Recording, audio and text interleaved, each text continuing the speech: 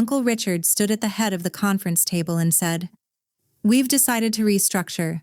Victoria, your position is being eliminated effective immediately." The room went silent. My cousin Brandon smirked from across the table. I built half the client base they were sitting on, and they knew it. My name is Victoria. I'm 26 years old, and I'd worked in my family's marketing consultancy since I was 22, starting as an intern during college. I wasn't brought in because of some fancy degree or family favor. I earned my spot. I handled client acquisition, social media strategy, campaign development. I brought in 40% of the current client roster. 40%. But to Uncle Richard and Brandon, I was just the worker bee, the one who did the grunt work while they made the decisions and took the credit. My uncle inherited the business from my grandfather. My parents were never involved. I was the only one from my side of the family who worked there. Uncle Richard brought in his son Brandon a few years ago and gave him the title Creative Director, even though Brandon had zero real experience, no portfolio, no proven skills, just his last name. I wanted to grow the business authentically, build a reputation on quality and innovation. I thought if I just worked hard enough, put my head down and delivered results, they'd see my value. I wasn't the loudest voice in the room or the one with the MBA from some fancy school, but I had something they didn't expect. Receipts, relationships, and a backbone they'd underestimated my entire life. Has your family ever treated you like this? Share your story below. The meeting happened on a Tuesday morning. No warning. I walked in and saw everyone gathering in the conference room. Uncle Richard called it a strategic realignment. I wasn't even told there'd be a meeting until I saw people filing in. I slid into a seat, confused. Brandon took the lead. "Look, Vic, you've done some good work, but we need people with real vision. You're more of a support role kind of person." I blinked.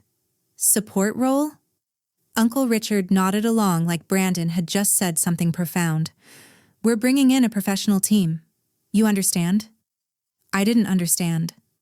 I stared at them both. "What does that mean?" Uncle Richard folded his hands. "We're restructuring.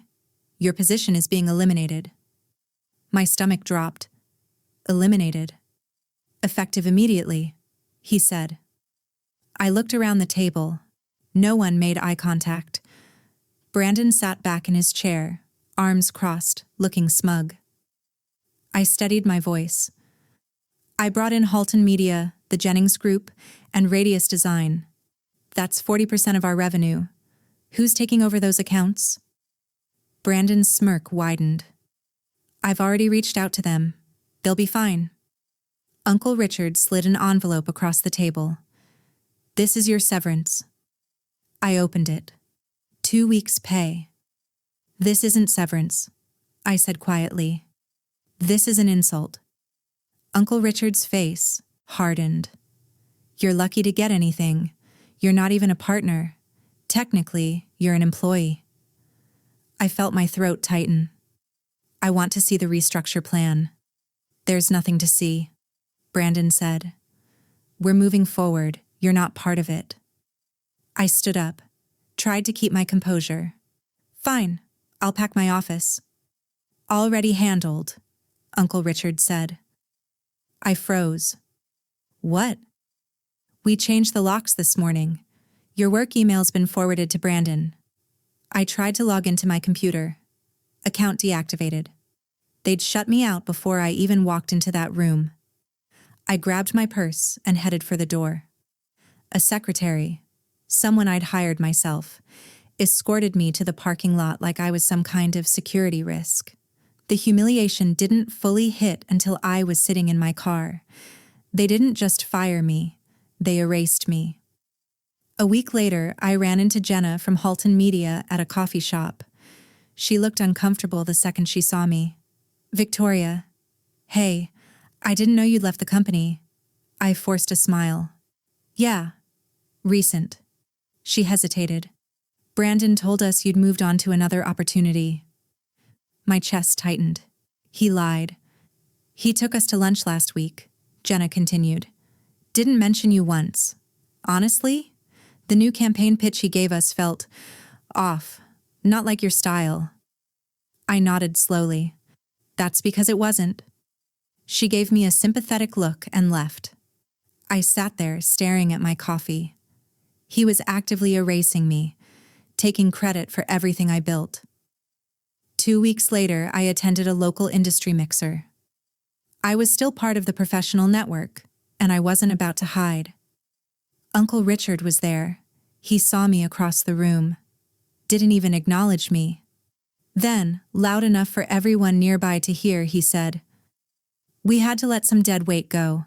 You know how it is? Sometimes family tries to ride on the coats of the people actually doing the work." People glanced at me. My face burned. Someone whispered, "That's his niece, right?" I held my composure, smiled tightly, walked to the bar. But inside, I was shaking. Then came the final betrayal. I was scrolling through social media and saw an ad for the business. The campaign design was mine, a concept I'd developed 6 months ago and stored in my personal portfolio files.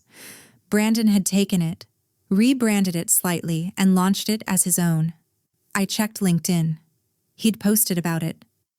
A breakthrough strategy I developed to take our brand to the next level. The comments poured in. Congratulations. Praise. People calling him an innovator. I screenshotted everything, and instead of collapsing, I did something else. I started building a file. Every contract I'd signed with clients, every email showing my pitches, every strategy deck I'd saved to my personal cloud, every client message thanking me by name. I didn't post anything, didn't vent publicly. I just worked. What they didn't know was that I'd seen this coming. 3 months before the firing, I'd stayed late to finish a proposal. I was walking past Uncle Richard's office when I heard voices. The door was cracked. Brandon's voice. "She's getting too comfortable. Clients ask for her by name now." Uncle Richard. "We'll handle it. Just let me figure out the timing." I froze in the hallway. They were planning to push me out. I didn't confront them. I got smart. I started forwarding all my work emails to a personal account. I saved every signed contract, every campaign deck, every piece of client correspondence. I kept meticulous records. Hours worked, projects led, revenue generated per account. A former professor of mine from college was now a business attorney. He'd told me once, "In family business, always protect yourself on paper." I also quietly reached out to 2 of my biggest clients weeks before the firing, just casual conversation, letting them know I was exploring independent consulting, planting a seed. I didn't know exactly when they'd try to push me out, but I knew it was coming. They thought they'd caught me off guard, but I'd been 3 steps ahead the entire time. I reached out to Nina, a former coworker who'd left the company a year earlier after clashing with Uncle Richard. She was now a freelance brand strategist. We met for coffee. "I'm not surprised," she said. "Richard's been pulling stunts like this for years. He pushed out anyone who threatened his control." She offered to connect me with her network, even collaborate on pitches if I went independent. Then I called Aaron, my old professor, the attorney. I sent him everything. He reviewed the files and called me back the next day. "This is solid, Victoria. You have a case for intellectual property theft if they're using your work without credit or compensation. You also have leverage." "What kind of leverage?" "The kind that doesn't require a lawsuit. You can negotiate from a position of strength." Meanwhile, Uncle Richard and Brandon acted like they'd won. Brandon posted constantly on LinkedIn, positioning himself as a young innovator. Uncle Richard bought a new car, posted photos with the caption, "Success is built on smart decisions." A mutual family friend sent me a screenshot of a text. Brandon had told people, "She was always in over her head. We're better off." I stared at that text for a long time. Then my phone rang. It was Mark from Radius Design. "Hey, Victoria. I wanted to reach out to you directly. Brandon's been difficult. The work he's pitching doesn't feel like the quality we used to get. Are you still with the company?" I paused. This was the moment. "No, I'm not. But I'm available to work independently now." Mark didn't hesitate. "Send me a proposal. I'd rather work with you." That's when I made my decision. I wasn't just going to defend myself. I was going to build something better.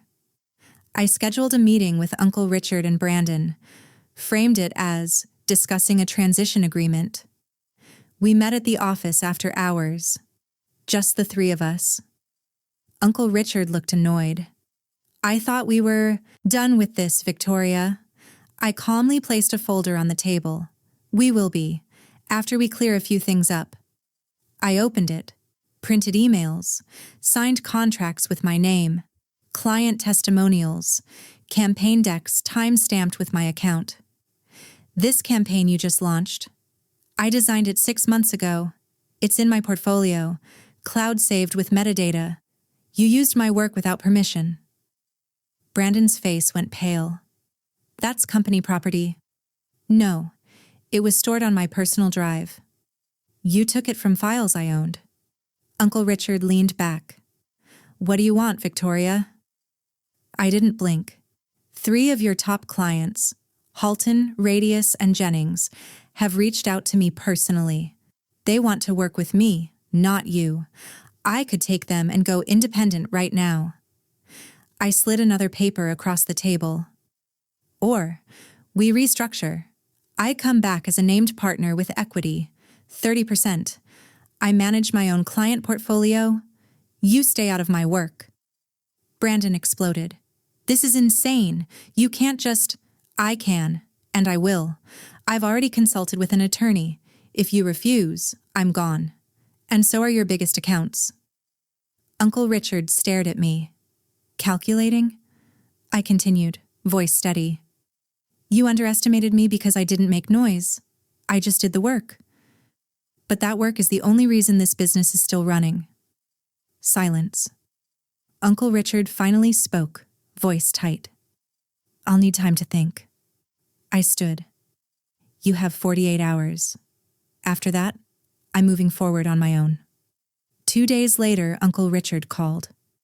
"We'll do the partnership, but I want it in writing that you won't poach clients." Aaron drafted the agreement. 30% equity.